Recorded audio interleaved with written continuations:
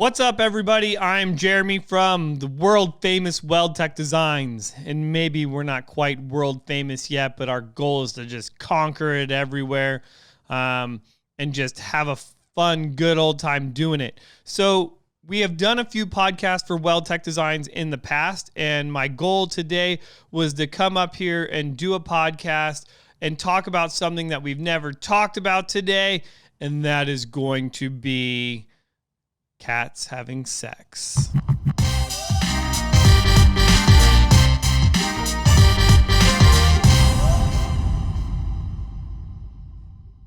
All right, I lied, guys. We're not going to really talk about that at all, but I guess that's what some of you guys think my voice sounds like, is two cats doing it.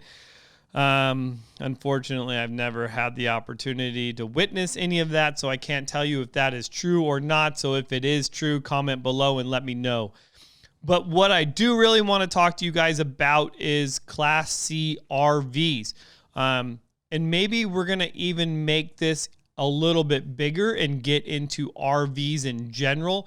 I know that with the crazy coronavirus that is going on these days, a lot of you guys are taking to your RV or taking interest in possibly even getting an RV. You're like, okay, this sounds like something that I would love to do, something that I would love to get into. So if you are a never-time RV buyer, you're a first-time RV buyer, or you've owned an RV for a ton of years, I'm going to start a whole new series on RVs, and we're going to use this podcast to not only answer questions that you guys may have about RVs, buying an RV, whether you want a Class B RV, a Class C RV, a Class A RV, or then you get into, you have different options as far as whether you would like a gas or diesel RV. So I can say that I have owned all of the above, and they definitely have pros and cons to each one of them, which I think is very great. And I think we're going to get into a lot of these pros and cons of each one. First being like a Class B is just not big enough for what my current situation is. Having, a wife and 4 kids, that definitely doesn't work anymore. I've also had 2 Class C RVs that were great, and one of those Class C RVs is the reason why you guys are now able to lift your Class C, is because one day I decided, hey, I'm going to get crazy. I'm going to lift this thing. I think that I could make it ride nicer, have additional ground clearance, because where I like to go out to the sand dunes, it's definitely, you're going off-roading a little bit. The terrain gets a little bit rough. I will drag the hitch on the back of it. I've done that. I've also gone through what I don't even think was a crazy dip. Got one wheel off the ground and the other side lodged on the bumper and got stuck. It was a nightmare to get out of. And that was in my younger RVing days. But I've been RVing for 20 years. No, am I an expert? No, I'm just a goofball that likes to go camping. And I just prefer not to be intense anymore. However, unless I'm staying in my auto home rooftop tent, which is pretty sick, but usually I'm just cuddling up with Austin in there, when we do crazy trips to go film videos for you guys. So what this introduction is going to be, we're just going to talk about RVs. So in future podcasts, what we're going to do is we're going to start this RV series off. You guys have a ton of RVs videos to watch on our WeldTec channel. So if you're thinking, you may have an RV and go, oh my gosh, this is the greatest thing ever. This will really help me out. Or you may be that person that I laugh at constantly, mostly on Facebook, that say, oh, you're so lame. Like, why would you ever lift a 2-wheel drive? Like, it's so stupid. It's such a waste of money. And I'm going to say, yeah, but I'm going to save you like 18 grand because you're going to spend about 25,000 to put 4-wheel drive on it. And for all of you people that say, oh, you can't do anything in 2-wheel drive, I'm going to say, well, yeah, I call BS on that one, because pretty sure I have driven from Ensenada to Cabo in a 2-wheel drive. Yeah, I did that. Yeah. Baja 1000, Baja 500, San Felipe 250.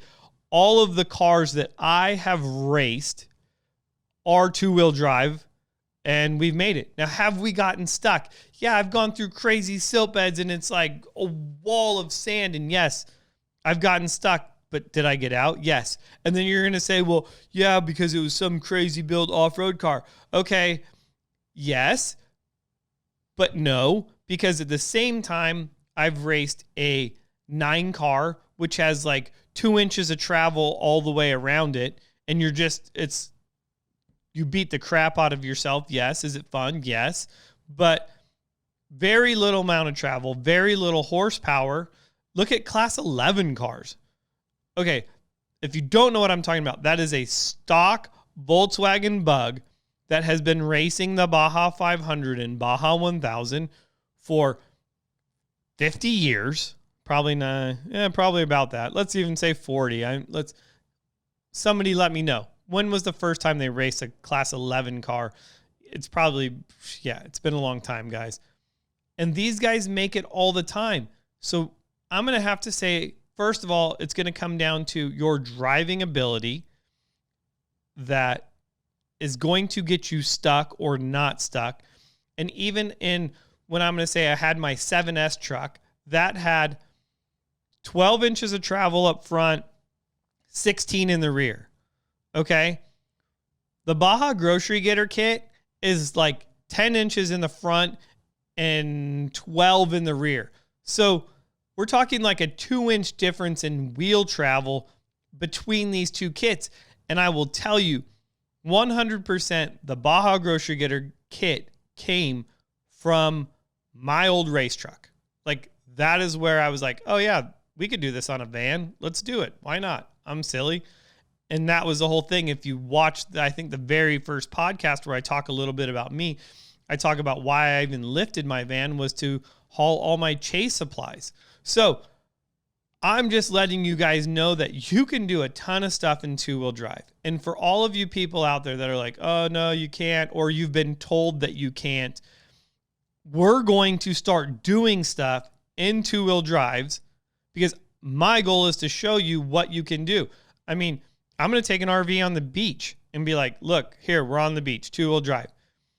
Here's what it's like not aired down. Here's what it's like aired down. Here's why we run an onboard air compressor. All of the things that you may want to know about RVs, we're going to get into in this RV series. We're going to make it its own playlist on our YouTube channel, and we will even dedicate a spot to it on our website. And then we will do these podcasts. We'll try to come up here like once a month. We'll do the podcast. We'll go live on the podcast. We'll answer any questions that you guys have about the RVs. We're going to head down to the local RV shop. We're going to go through the Class Bs, which are super popular. I mean, you look at these Sprinter vans, they are everywhere.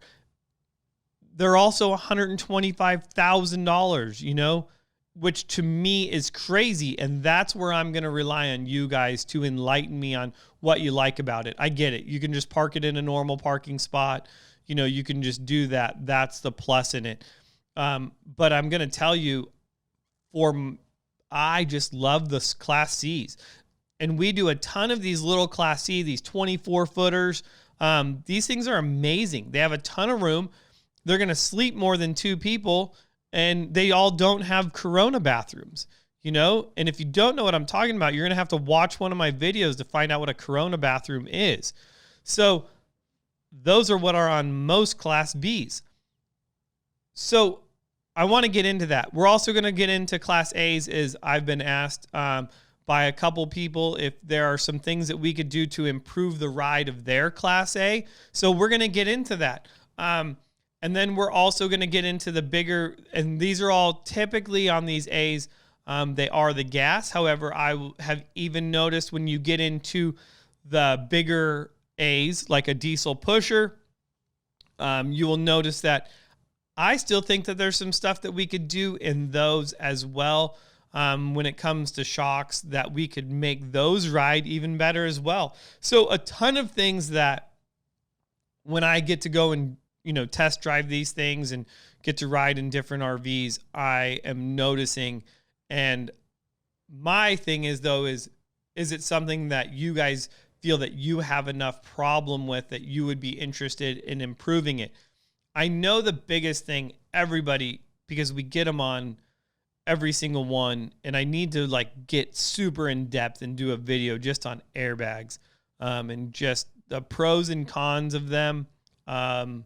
A lot of people will use an airbag to lift their vehicle, and then they are like, well, now it rides like crap, and it's normal. But I want to get into that kind of thing. We're going to talk about sway bars. A lot of people spend a lot of money on sway bars. We just did an RV where the individual bought a very expensive steering stabilizer and a very expensive sway bar. And in the process of putting on our lift kit, we actually removed all those, put the original components on, and then put our own Fox steering stabilizer on it.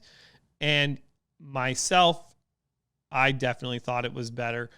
But what is the best part is when the customer then takes it and is like, I can't believe that this drives way better and was a fifth of the money, and that's my goal, guys. My goal is to save you guys money. Of course, there's things that I want to sell you, but at the same time, I really only want you guys to have to do this one time, genuinely. I mean, I had a customer come in today that was like, yeah, can you do an inspection on my van? I'm having this issue. And it was like, yeah, I could charge you $150 to take a look at it or tell you I took a look at it, but here's your problem.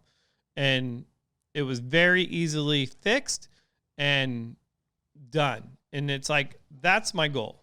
We're definitely not trying to, just sell you smoke and mirrors. And I think that any of you guys that have our RV kits, I hope that you guys will please comment on this new series and talk about the difference that it made, in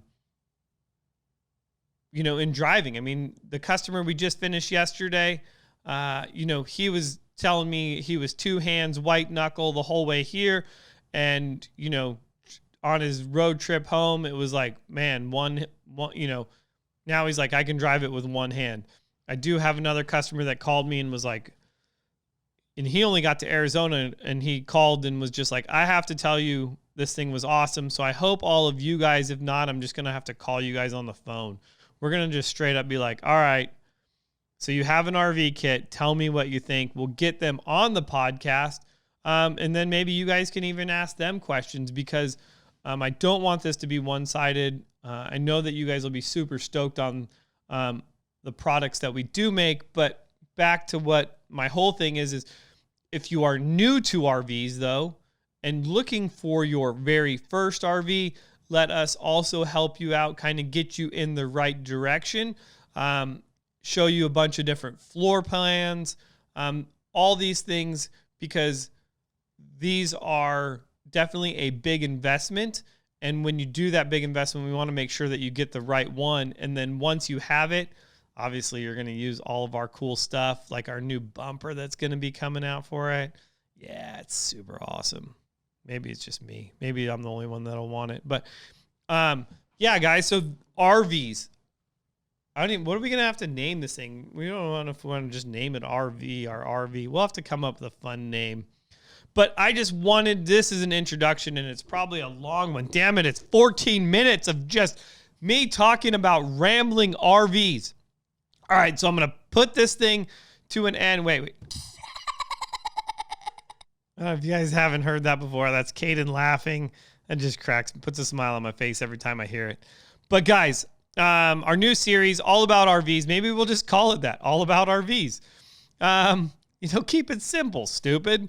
But yeah, that's what we're going to do here at WeldTec Designs. We're going to help you guys out. We've taught you a ton about vans. We hope that you have a great understanding about vans, and now we're going to kind of teach you guys a bunch about RVs. So that is all I have. If I miss something, if you would like me to cover something specific, we will get into that, and I will try to make a list of like what the first few videos are going to be about. So that way you can kind of watch maybe, so you know what we're going to be putting out. And if you have, like I said, if you have some suggestions, I'd love to hear them, because I am no RV expert. I'm just a goofball having fun up here in the attic talking about things I love. So that's all I got for you guys. I look forward to this. This fun, interactive new topic that we're going to be doing. And I will see you guys out in the parking lot on the next video.